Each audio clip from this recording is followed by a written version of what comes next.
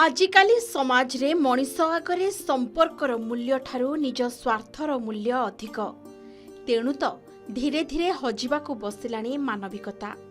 आजिका समय रे भी ए समाज रे मृत्यु परे मिलुनी चारिकांध। जाति प्रथा जितुछि, मानविकता हारुछि, जहाकू नै पुणी एक घटना सामना को आसिछि। घर अगणारे दीर्घ 5 घंटा धरी पड़ी रहिला असहाय महिलांको मृतदेह। जाति प्रथा को नहीं साही भाई केही भी पाख माडिलेनी। मला परे भी मृतदेह को करागला असम्मान।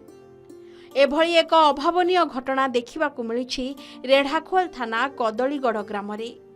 खबर मुताबक रेढ़ाखोल थाना कदलीगढ़ ग्रामर बीणा सेठ नामक जड़े असहाय महिला कौनसी एक मारात्मक रोगरे आक्रांत होई दीर्घ 3 मास हेला निज घरे शय्याशायी होई पड़ी रहिथिले।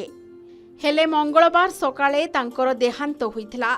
बीणांको परिवार कहिले तांको बुढ़ी माँ एवं जड़े भौणी को छाड़ीदेले आउ केही नाहांती। तेबे कौनसी एक कारण को नहीं निज जाति समाजरू दीर्घ दिनरू भिन्न हुई एमाने रही आसुथिले, जहाकू नहीं बीणांको मृत्यु परे केही भी तांको पाख माड़ी नथिले, जहा फଳରେ दीर्घ 5 घंटा धरी घर अगणारे पड़ी रहिथिला बीणांको मर शरीर।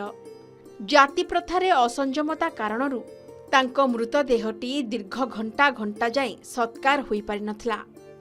तेबे एभली केई घंटा बीती जिबा परे किछि ग्रामवासी सहायतारे ग्रामर समस्तंक घरु जणे लेखाएं आसी घर घर बुली काठ संग्रह करथिले। एहा परे रेढ़ाखोल मेडिकल रु गाड़ी आनी शेषरे गाँ मशाणी रे मृतदेह को सत्कार करिथिबा देखिबाकू मिलिथिला।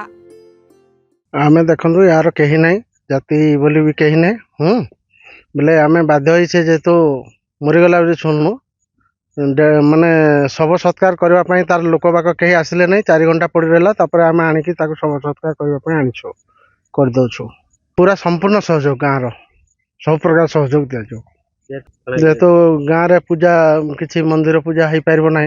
हां तेनु गाँ लोक आमे सब प्रकार चिंता करिके आमे शव सत्कार कर दोछो। स्वयं बीणापाणी सेठ जे कि बाच्या सेठ रो झियो से माने 3 माँ झियो हमर कदलीगढ़ रो बासिंदा अटंती।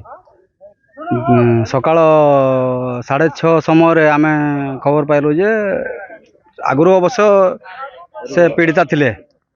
दीर्घ 3 दिन आगुरो आमे मेडिकल नबाली चाहिथिलु किंतु दुर्भाग्यवशत तांको घर लोक मना कले आमे नै पालु नै।